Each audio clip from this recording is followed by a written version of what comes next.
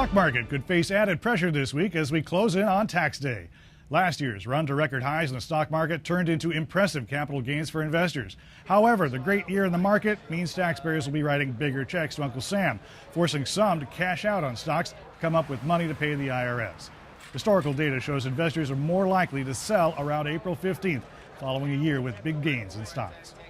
The tax preparation business is becoming more competitive. Professional tax preparers are up against do-it-at-home software. Sisson takes us cross-country for a report on the tax trend. When choosing between visiting your local tax professional or buying a software program to file at home, Americans are increasingly selecting the less expensive do-it-yourself option. A report from the IRS says that 27 million Americans filed on their computers as of early March, up 5.8% from last year.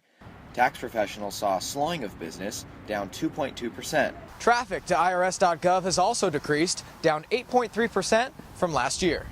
Consumers can spend as little as $30 on tax software such as TurboTax compared to much higher rates at brick-and-mortar tax preparers. It's easier for me to go to Costco, buy one of the TurboTax packages, and then just work through it online. Tax experts warn against the risk of making major mistakes when using software on your own. With TurboTax, it's done and you're done. You wait till next year and hope and pray, keep your fingers crossed that you answered all the questions correctly. This trend is being felt by the big guns, such as H&R Block, that accumulated nearly $340 million in net losses for its fiscal 2013 third quarter. Intuit, the makers of TurboTax, saw an 11% boost in sales to 14 million units this year. A report by the U.S. General Accounting Office says that most customers are happy with their tax preparer and would go back to them again.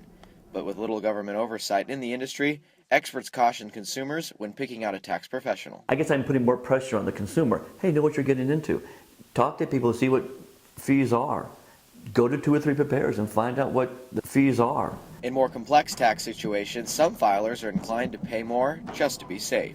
Just being able to go in, have one-on-one, kind of explain the situation. I think in the long run it's helped us get more at the end. For First Business News, I'm Sisson. Congress is concerned about the amount of faulty returns filed. Last week, the Senate Finance Committee held a hearing on protecting taxpayers from incompetent and unethical return preparers.